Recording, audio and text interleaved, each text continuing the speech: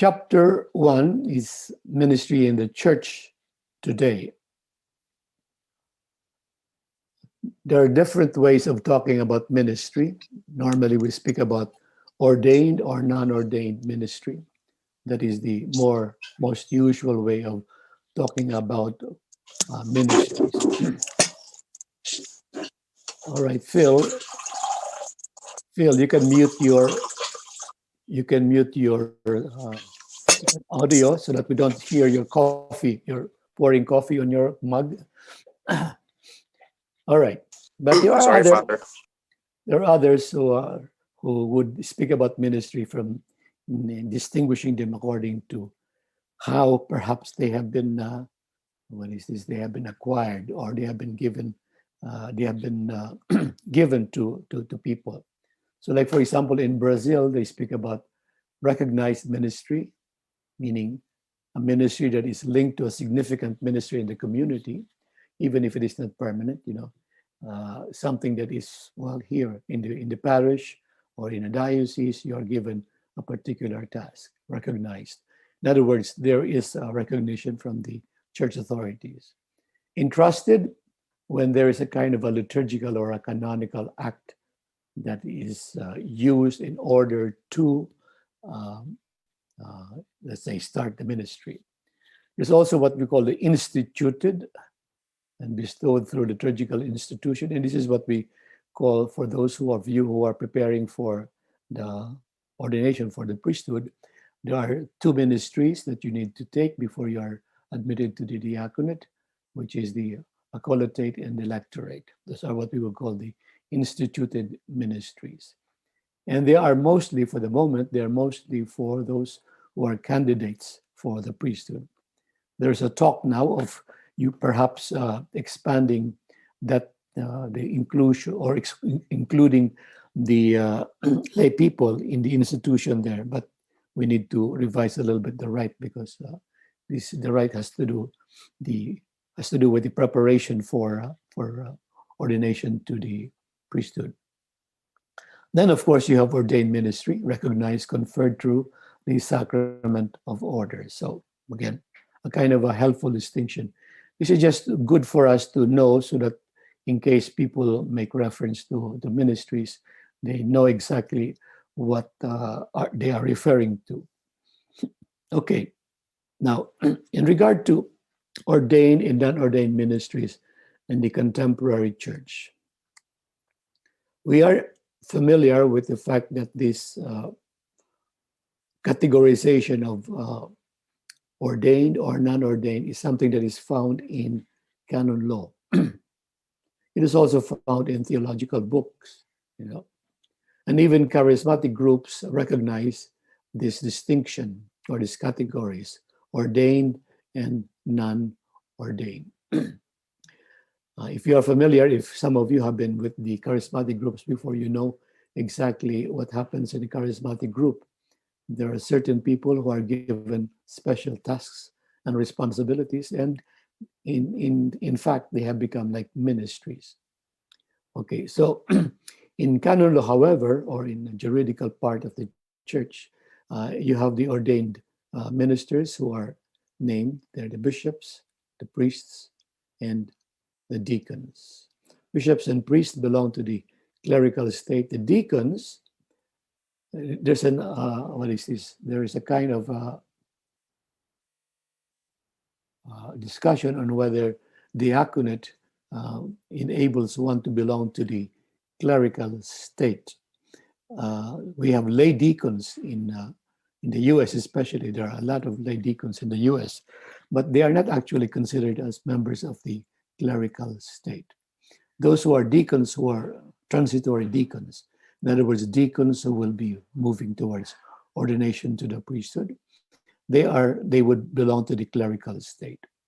So I guess those who belong to the clerical state doesn't necessarily mean that they are the ones who hold what we would call ordained ministry, or to put it in a different way, that the ones who are ordained ministers are generally belonging to the clerical estate, whereas those who hold some kind of ministry in the parish, who may not belong to the clerical state are still considered as ministers, really depending on the use of the word uh, ministry.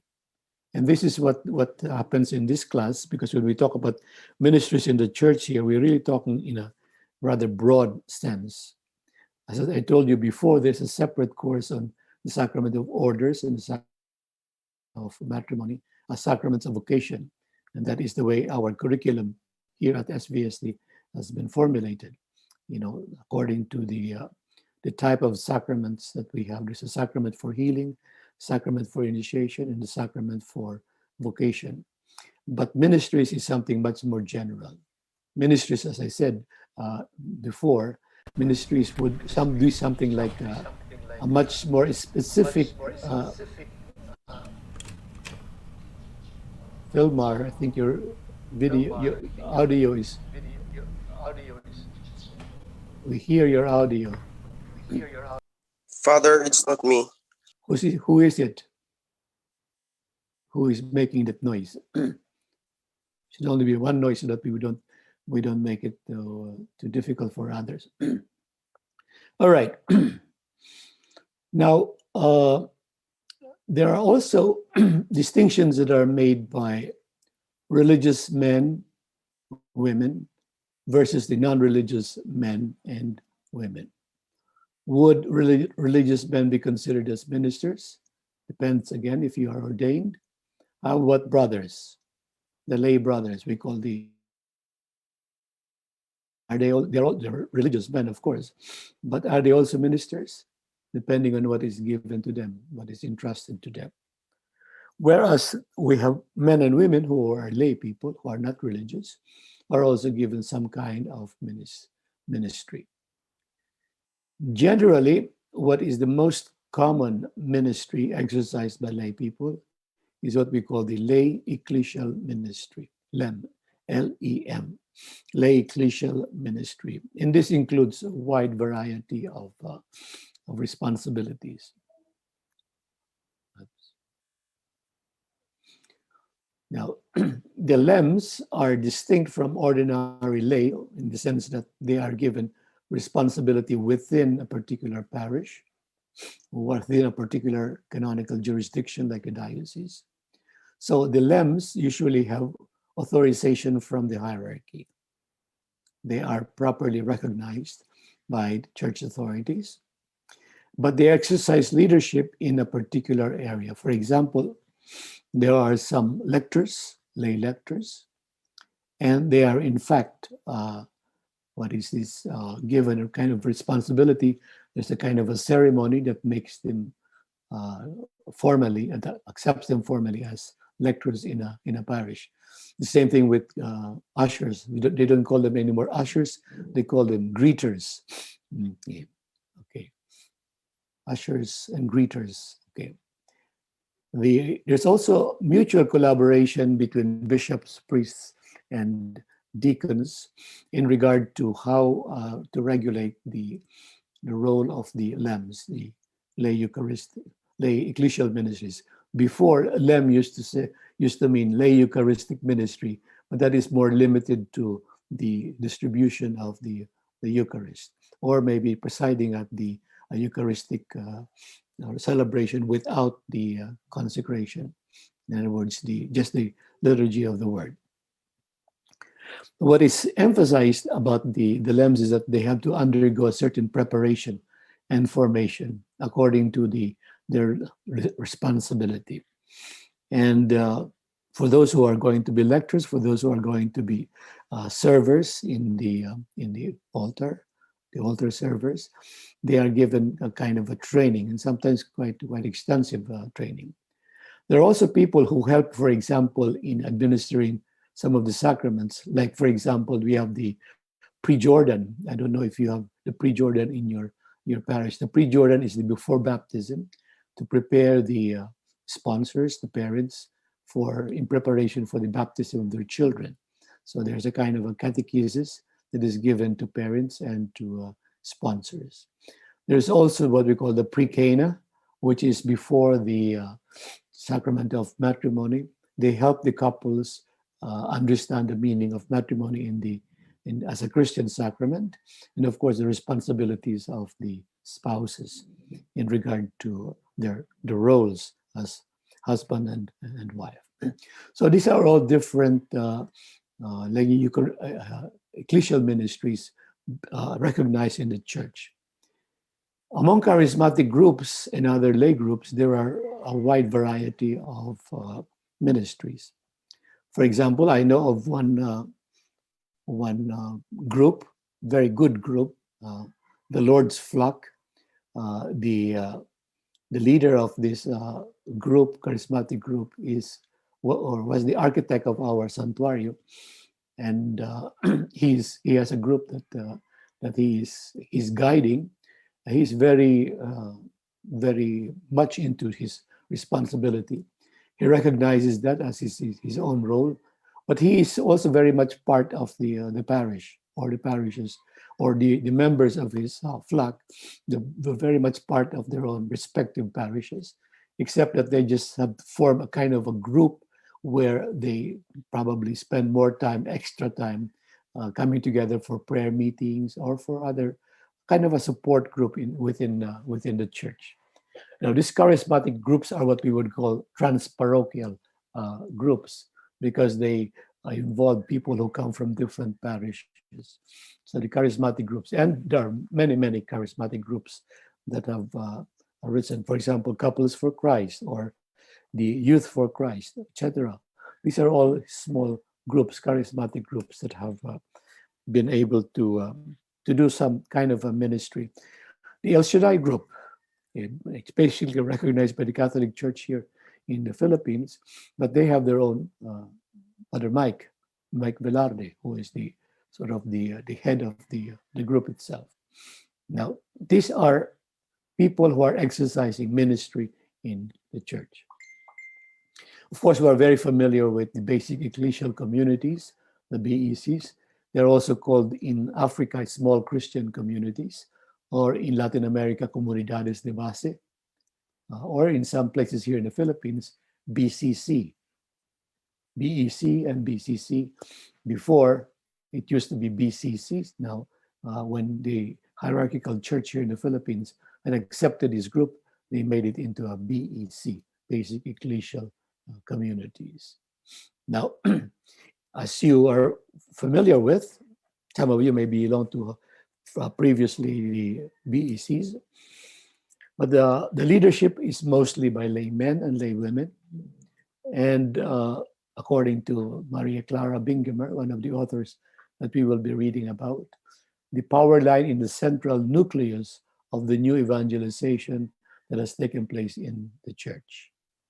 I don't know if you remember it, a while back, John Paul II spoke about new evangelization. This was also carried on by Benedict XVI. But this new evangelization, although many people spoke about new groups in the church as what we would call the new ecclesial movements in the church, and they are also not just transparochial, but they are almost international. We speak about the Opus Dei, we speak about the Neo-Catechumenate and in other groups. They are also mostly consisting of laymen and lay women. But according to Bingemer, who comes from Latin America, at the moment the church is very much enlivened, revitalized in many different places, not only in Latin America, but also here in Asia, as well as in America, and even in the US and in Africa. The groups, the BECs, are very, very strong. I am familiar with BECs, for example, who are not just BECs in actual, geographical locations, but I know of BECs online. They actually have formed Bible groups online, and they meet every week online, and they share their reflections on the Bible online. This is something that is actually very, very common. In fact, I've seen this for the first time in Africa, and we have some friends who have become members of this online BECs. Overwhelmingly, many women are the ministers in BECs, because actually they are the ones who serve the most. And most of the time also when we talk about forming BEC groups, it is mostly the women who take the initiative. As I said, they come from transparochial charismatic communities. And the focus is, of course, on the particular community, the group of people who belong to that community, their own realities, their own needs, their own concerns, as well as their own co-responsibility. But what is important there is that they are really very much involved in whatever is happening with their neighbors. And as much as possible, they serve each other's needs. And this is something that is encouraged by the church authorities. Again, the BECs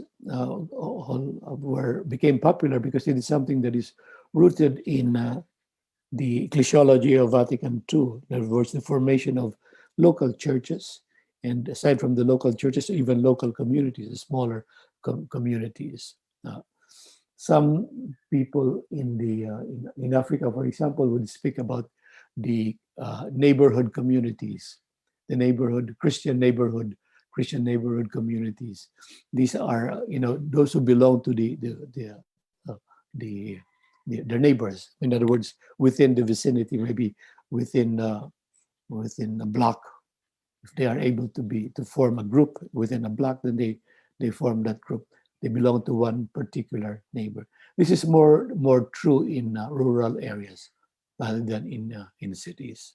Okay, so BECs are rooted in baptismal commitment, and they do not threaten in a way the ordained ministers, the role of the ordained ministers. As a matter of fact, ordained ministers are helped a great deal by BECs. Okay, now I'd like to just go kind of a survey of what is happening in the different countries, different continents, in regard to ministries in the church. Okay, for example, in Latin America, the prevailing mindset in Latin America is the idea of being in mission. The church is in mission. So there's a great deal of emphasis on option for the poor, but this is done through the comunidades de base, or base communities. By the way, the word basic, actually, it comes from the Greek, the Spanish word when other countries, especially English-speaking countries, adopted the format of the basic ecclesial communities, or the BECs. They used the word basic to mean actually the base, and the base it can mean in different ways. The base meaning mostly lay people, or practically all lay people, but base also in the sense of basic, the core communities in a particular parish. So you can have different BECs in a parish, and normally in some places they have sometimes hundreds, because every barangay, for example, would have 2 or 3 or 4 what do you call this BECs. But in Latin America, this is something that has proliferated. In fact, it has threatened, in a way, many governments, Latin America, especially the military governments in Latin America, because the BECs have gone not only in terms of the formation of faith formation, but also gone about formation of the people as people, as group, as members, as citizens of a country. So they're talking about justice and peace, not just in terms of theology or in terms of spirituality, but especially in terms of politics and economics. So they are engaged in the totality of their lives. But what fuels them, of course, is the faith that brings them together. So in a way, we can say that in Latin America, there's a new sense of being church. And the good thing about it is that many lay people are involved. And there's also a recognition of the different gifts that many people, lay people, have been given. And some have been given the gift of leadership, Others have been given the kind of a gift that what we would call the diaconia service, like those who are visiting the sick, those who are making sure that those who are inbound, those who are not able to move around, are also visited. And that sometimes if they need communion, that they would be given communion. These are part of the ministries that many of these lay ministers in the BECs perform. So a new sense of being church. But again, the good thing about the BECs is that it is institutionally recognized, and it has become part actually of many parishes already. In other words, the parishes are even broken up into different BEC cells, and in that way, the needs of the people are properly addressed. At the same time, they are coordinated with the rest of the BECs to form a particular parish. Okay. But sometimes there are structures that are not parish or traditional, but centered on their life. As I told you about what they call this online BEC communities. Uh, Most of them, they're friends. They know one another, and they maybe former classmates, etc. But they continue to get in touch with each other, and then also keep sharing their own faith, their own journeys. Now, in the process, of course, the clergy and the laity relationship has changed, as well as some ideas about the role of the ordained. In other words, expanding the idea of ministry as including not just the ministry that is done by the ordained people, but also the ministry that being done, the services being done by the lay people. So there's a kind of a reconfiguration about relationships in a parish, in a diocese, because we are now getting to know a little bit more about the responsibilities, and many lay people are taking seriously their baptismal responsibilities as members of a church. Of course, to be expected, there were some reactions, some not so positive reactions to the development of the church in Latin America. Sometimes they are too politically involved in the process and seemingly losing their roots in Christian faith. This is one of the objections that Cardinal Ratzinger, when he was the head of the Congregation for Doctrine and Faith, had said about liberation theology, because they said it was too politically inclined towards more the communist methodology, which is to be taken with a grain of salt. Of course, I mean the criticism has to be taken with a grain of salt, because if you know BECs, you would probably think least about the communist connection than anything else, because many people are deeply rooted in their faith. There are, of course, people who get carried away by their political instincts and by their political inclinations. They tend to maybe minimize the role of faith in their communities. Of course, some church authorities were also afraid that the significant changes in the structure brought about by the proliferation of the BECs may just threaten their own positions in the church. And again, that's one of the reasons why some of the priests were not too keen on forming BECs, because they are a threat to the power structure that they have become so used to. But properly understood, I think you would understand how beneficial it is for many of the priests that I have talked to who have started their BECs are in fact very grateful that there are BECs in his parish, because now he's able to do a lot for the people, and being able to do certain things that only he can do, and not the other BEC ministers or the BEC leaders. Because the BEC leaders can also undertake teaching or catechizing and instructing the faith, or leading, for example, a prayer meeting. The priest doesn't have to do that all the time. It could be a lay person. So why not give it to the lay person? And some parishes, they organize a kind of what is this, a meeting of the BEC leaders to train them so that when they go to their own respective communities, they're able to share exactly what the priest had initially shared with them, the parish priest had initially shared with them. So, of course, again, if you look at if your ecclesiology is a little bit more of the hierarchical institutional, then you probably would say, well, it is not there in the pyramidal hierarchical structure of the church. Yeah, that's true. But there are other structures in the church anyway. So the ministry in Latin America have become, sometimes they have some formal appointments, but other ministries depend actually on the needs of the actual needs of local communities. But we make a distinction between charisms and the people who are doing ministries, because charisms, once they are recognized in the church, they have actually a kind of an influence that doesn't just stick to one particular community. For example, the charism of teaching. If you are a good catechist, then your charism is not just for one particular community, but maybe to be shared by other communities. And so that's quite important.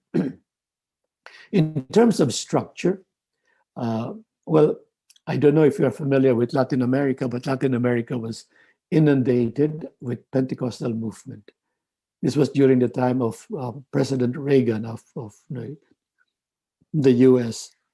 The the U.S. government, the American government, was threatened by the proliferation of liberation theology in Latin America, because they have they have formed the communities, and the communities are very self-assertive, and so the American government was not too sure where this was going to.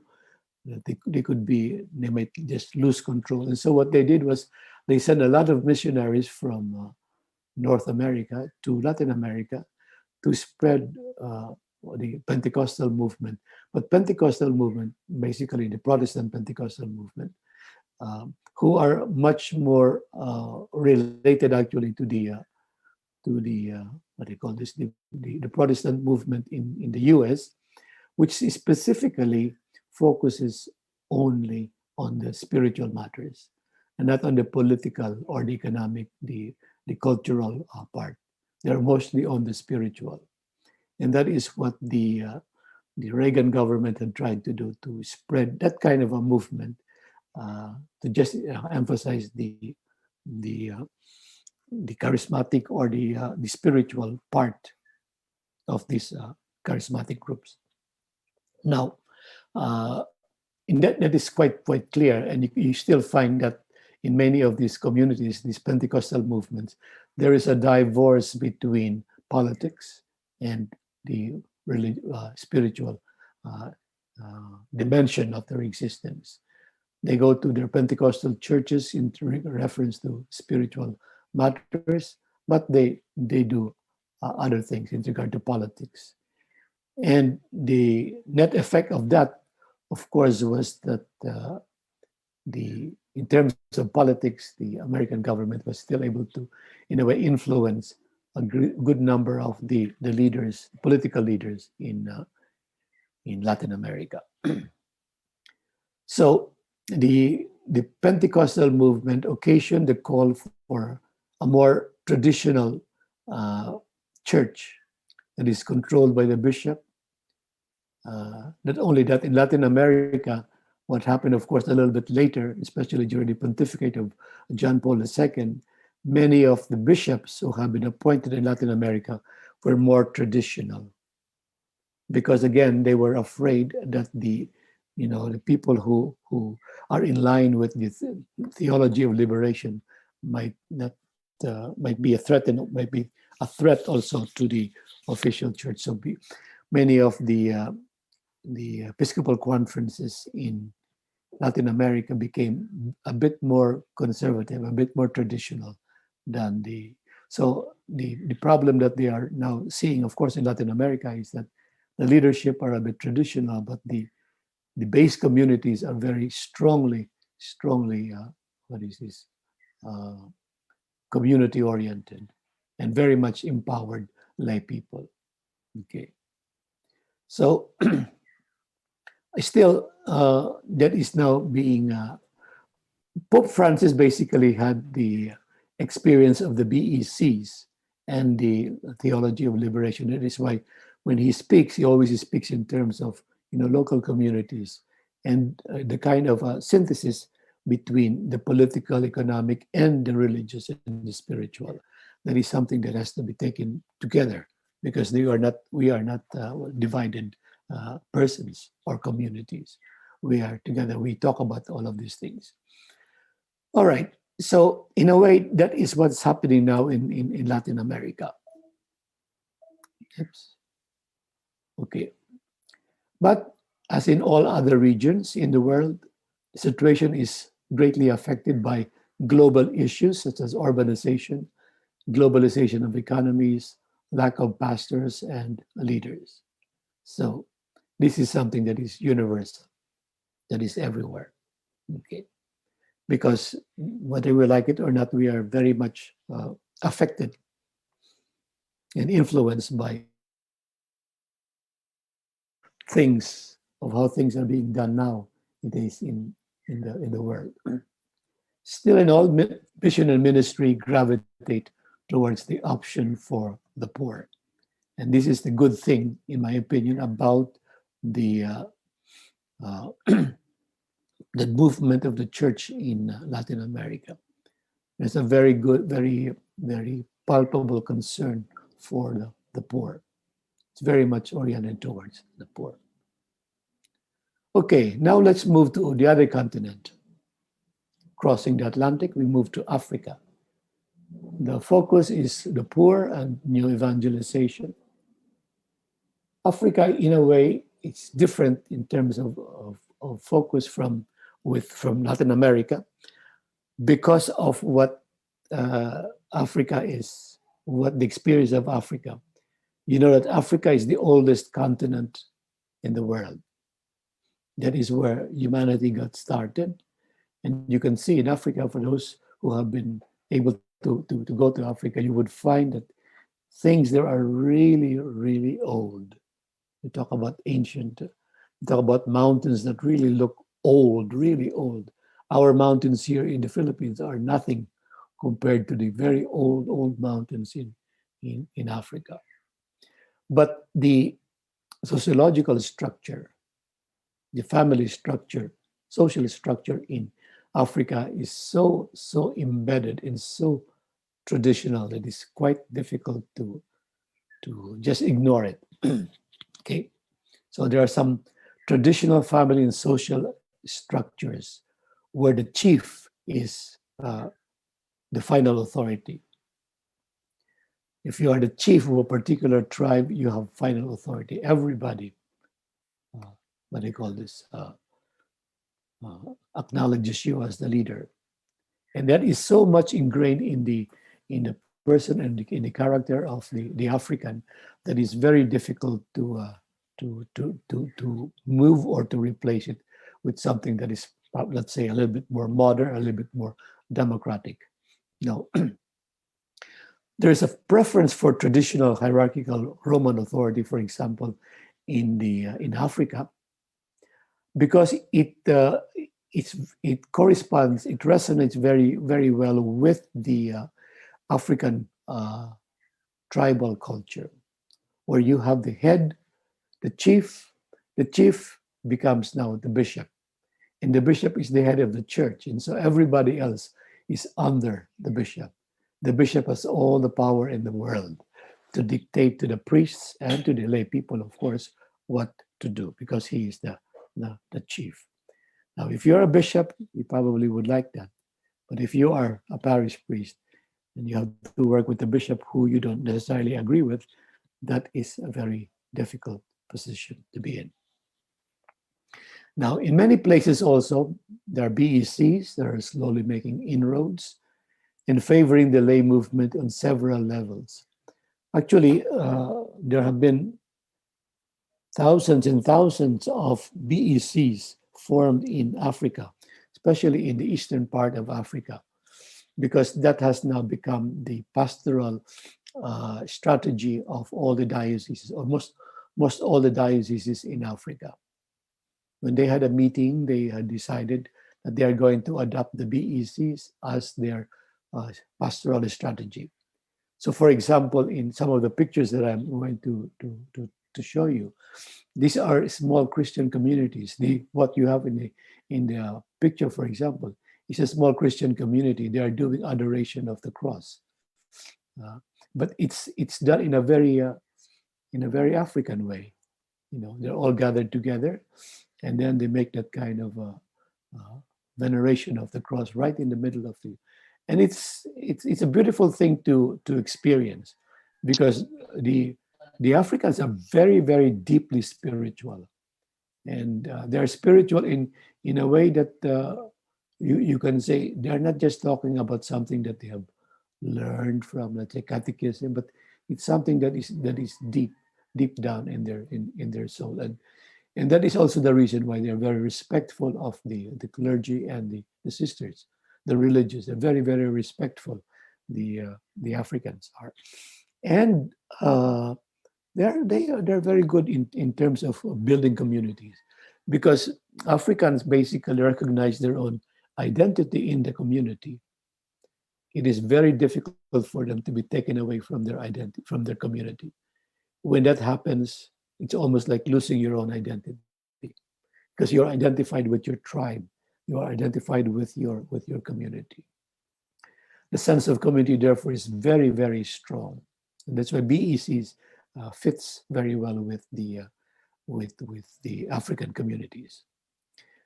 But also, we need to watch out for some of the implications in this type of sociological framework. Sometimes, the BECs become so over dependent on, let's say, the leaders or the ministers, that we forget about the personal identity of the individual. This is something that has to be balanced with the communities. You probably have heard that it takes a community to bring up a child, or to rear a child.